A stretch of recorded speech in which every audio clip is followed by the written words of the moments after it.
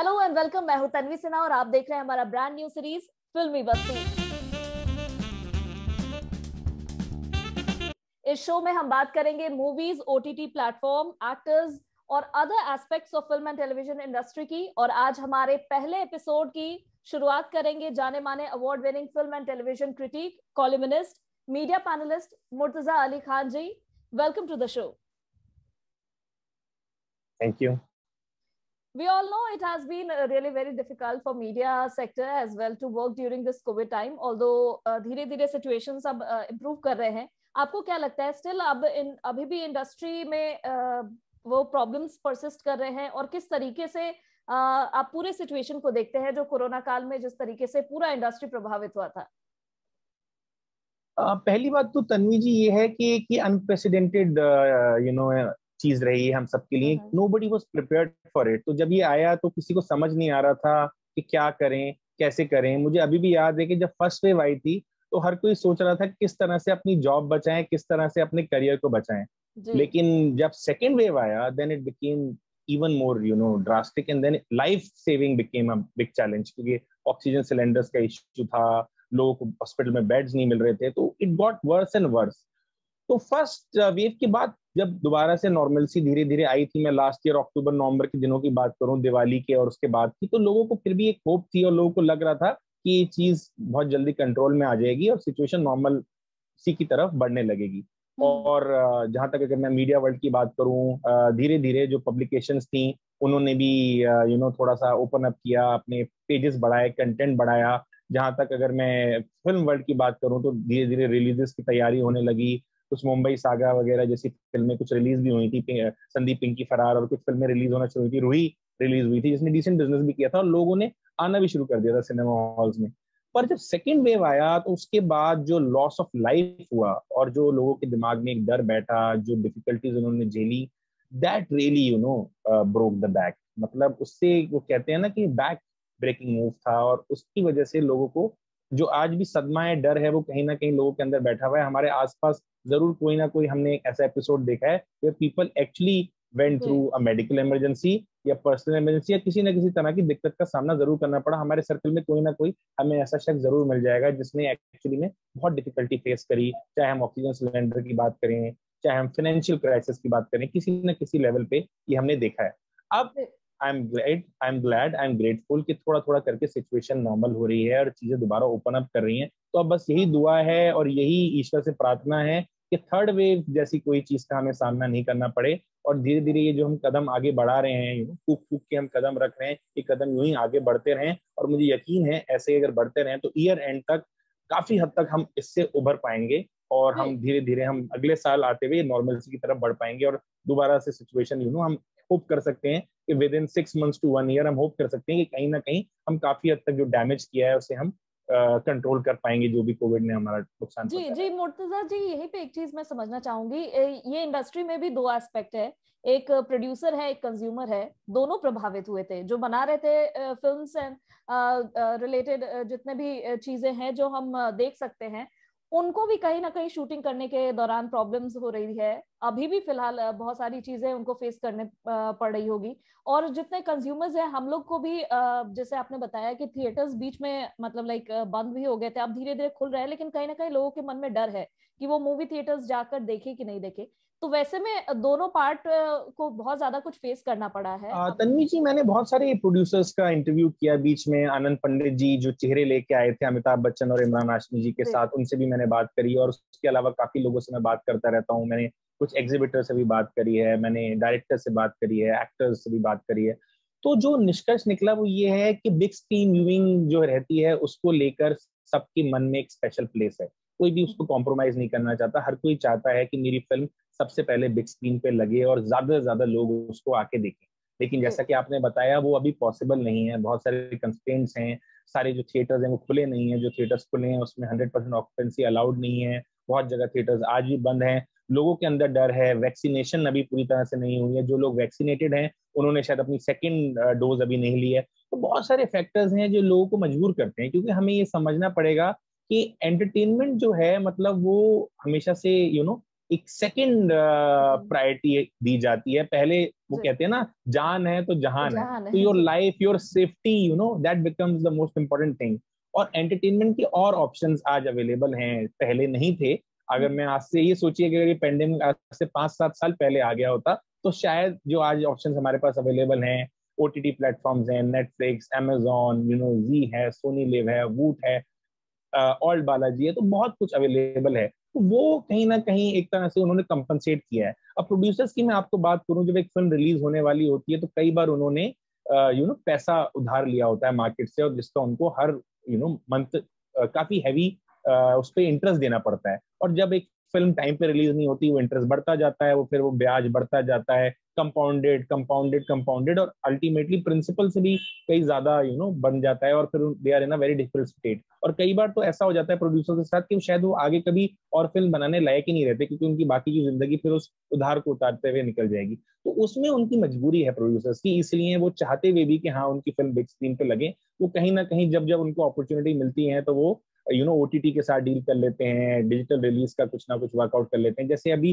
Thalaivi case में हुआ, थलाइवी को लेकर अगर आप देखेंगे तो पीवीआर और कुछ और जो बड़ी मल्टीप्लेक्स चेन्स है हमारे इंडिया की, उन्होंने थलाइवी का हिंदी वर्जन नहीं रिलीज किया। उसके पीछे रीजन ये है कि प्रोड्यूसर पहले ही नेटफ्लिक्स के साथ डील कर चुके थे कि 2 हफ्ते के बाद हम डायरेक्टली इस फिल्म को नेटफ्लिक्स पे प्रोवाइड कर देंगे। अब जो एग्जीबिटर लॉबी है वो उनको तो 1.5 साल से ऑलमोस्ट कुछ बिजनेस मिला ही नहीं है, हालांकि प्रोड्यूसर्स के पास तो बीच बीच में ओटीटी के ऑप्शंस रहे। तो एग्जीबिटर्स ने कहा कि आपको हमें कम से कम 4 वीक का विंडो देना पड़ेगा, अगर आप हमें 4 वीक का विंडो देंगे तभी हम इसको बिग स्क्रीन पर रिलीज करेंगे। तो हिंदी वर्जन के लिए ये एग्रीमेंट वर्कआउट नहीं कर पाया। लेकिन फॉर्चुनेटली जो तमिल तेलुगु वाले जो वर्जन हैं वहां पे, क्योंकि अमेजॉन प्राइम पे वो 4 हफ्ते बाद आएगी, तो वहां पे वो डील हो गई और सारे मल्टीप्लेक्सेस ने उसको लगाई है।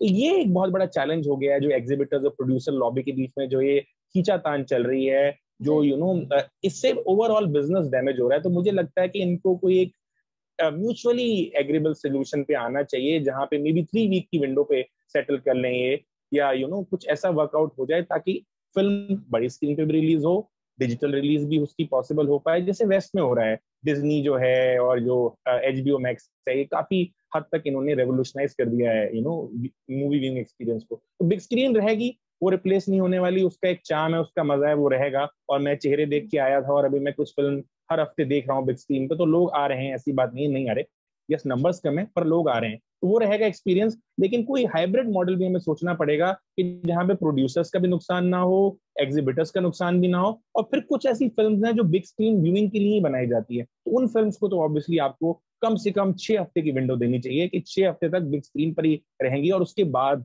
May be they can go for OTT. तो ये देखना पड़ेगा हमें कि कौन सी फिल्म को किस तरह की विंडो में रखा जाए, और कैसे ये सारे जो प्लेयर्स हैं, स्टेक होल्डर्स हैं, एक म्यूचुअली बेनिफिशियल एग्रीमेंट पे पहुंचे जल्दी से जल्दी। जी जी, अभी आप भी बता रहे थे ओटीटी प्लेटफॉर्म एक ऑल्टरनेटिव प्लेटफॉर्म बन गया है। जो मूवीज हम थिएटर में जाकर नहीं देख सकते थे वो अब ओटीटी प्लेटफॉर्म पर देख सकते हैं। थोड़ा समय के बाद ही आता है लेकिन फिर भी हम उसे वहां पर देख सकते हैं।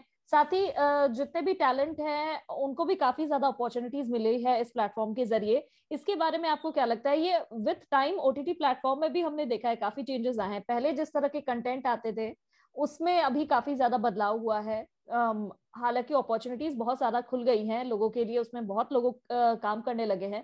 लेकिन आपको नहीं लगता है कि इस तरीके से ओपन मार्केट होने के कारण कंटेंट के लेवल में भी थोड़ा सा गिरावट आ रही है? देखिए तन्वी जी, सोडा बॉटल का होता है ना, जब आप खोलते हैं तो वो झाग होता है, बाहर निकलता है, फिर इट टेक सम टाइम ये वो झाग सेटल होने में थोड़ा सा वक्त लेता है। तो वो ये ओटीटी भी एक सोडा बॉटल की तरह है कि आपने खोला तो झाग निकल रहा है और चीजें हो रही हैं।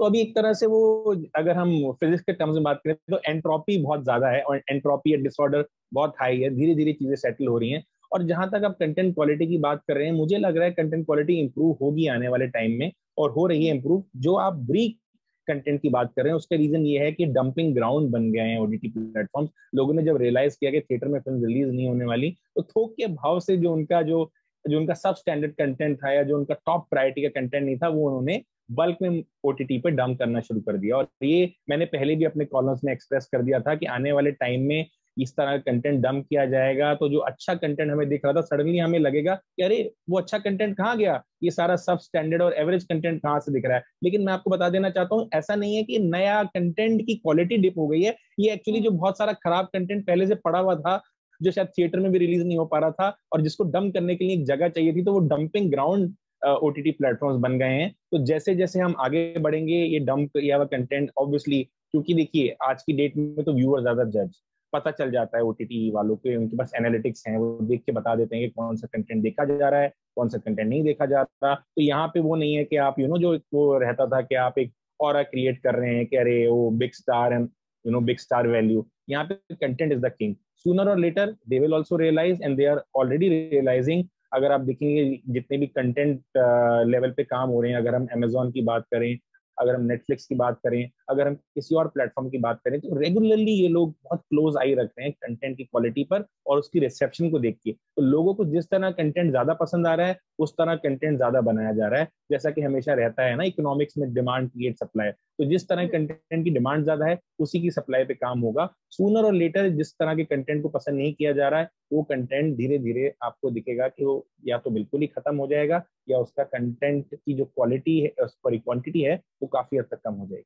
जी, आपने बताया कि आपने थिएटर्स में भी अभी रिसेंटली कुछ मूवीज देखे हैं, ओटीटी प्लेटफॉर्म पर भी हमें पता है कि सबको ही कुछ कंटेंट देखते होंगे। आप एज अ क्रिटिक क्या कुछ सजेस्ट करना चाहेंगे हमारे व्यूअर्स को, जो अभी आपने देखा है और कुछ आपको लगता है कि जो आपने बोला ये डंपिंग ग्राउंड बनते जा रहा है, उसमें से जो कुछ जेम्स के बारे में आप सजेशन दे सकते हैं जो हमारे व्यूअर्स देखें?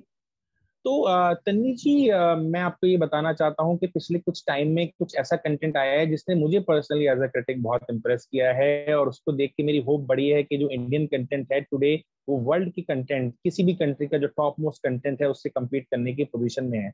अगर मैं आपको बात करूं अमेजोन की, तो उस पर एक बहुत ही इंटरेस्टिंग सीरीज आई थी पंचायत नाम की, जिसने कि मुझे मालगुडी डेज की याद दिलाई।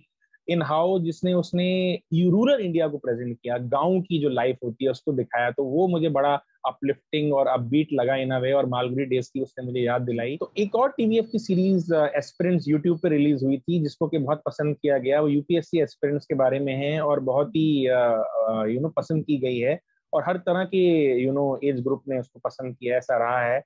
क्योंकि यूपीएससी प्रिपरेशन के साथ एक हमारी हिस्ट्री रही है, इमोशंस जुड़ी रहती हैं, तो बहुत इमोशनल स्पेस में है। और वो यूथ, यानी कि इंडियन यूथ जो है, जो हमारे जो यंगस्टर्स हैं, उनकी एस्पिरेशंस को बहुत अच्छी तरह से कैप्चर करती है।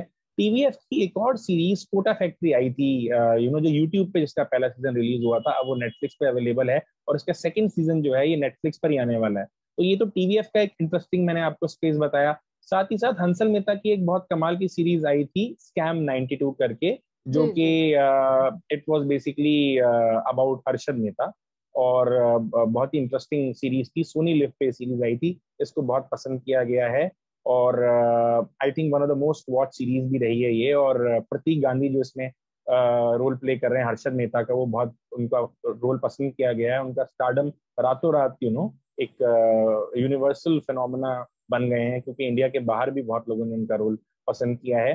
साथ ही साथ फैमिली मैन का सेकंड सीजन आया था, जो थोड़ा सा कंट्रोवर्सी में रहा था, लेकिन उसके बाद जब वो कंट्रोवर्सी वगैरह खत्म हो गई, तो उसको भी काफी पसंद किया गया। साउथ इंडिया में कुछ इश्यूज हो गए थे। हॉटस्टार पे जो एक शो जिसको मैं रेकमेंड करना चाहूंगा, वो ग्रहण है, जो कि सत्य व्यास जी के 84 नाम के नॉवल पे बेस्ड है, जो 1984 जो सिख मैसेकर हुआ था उसको लेकर है। तो बहुत ही टचिंग और बहुत ही इमोशनल सीरीज है, उसमें परफॉर्मेंसेस बहुत अच्छी हैं, और एक ऐसी सीरीज है जिसको देखा जाना चाहिए, क्योंकि एक हिंदी का नॉवल है और उसको अडेप्ट किया गया है, और बहुत अच्छे वे में अडॉप्ट किया गया है। तो वो एक चीज है जिसको मैं रेकमेंड करना चाहूंगा। और बहुत कुछ अच्छा कंटेंट अवेलेबल है। इससे ज्यादा अगर आप देखना चाहते हैं कंटेंट, तो मैं वीकली कॉलम मेरा रहता है डीप फोकस नाम का, डेली गार्जियन में। आप मेरे कॉलम्स को फॉलो कर सकते हैं। तो हर हफ्ते मैं जो कुछ भी मुझे अच्छा लगता है ओटीटी स्पेस में या ओटीटी स्पेस के बाहर भी, तो उसमें मैं जरूर एक कॉलम करता हूँ। जी जी, thank you so much Murtaza ji, taking out so much time for us and sharing your insights. और जो भी आपने सजेशन दिया है, मुझे लगता है कि हमारे व्यूअर्स जरूर उसको जाकर देखेंगे, और आपने जो कॉलम बताया है उसको भी रेगुलरली मैं अपने व्यूअर्स को कहूंगी कि वो विजिट करें और देखें कि आप क्या क्या सजेस्ट कर रहे हैं, और उसे जरूर ट्राई करें। थैंक यू सो मच, आपने इतना समय दिया। Thank you so much viewers. हमारे इस वीडियो को लाइक और शेयर जरूर करें। साथ ही आप इस शो में और किस तरह के कंटेंट देखना चाहेंगे, या ये न्यू आइडिया आपको कैसा लगा, कमेंट कर जरूर बताएं।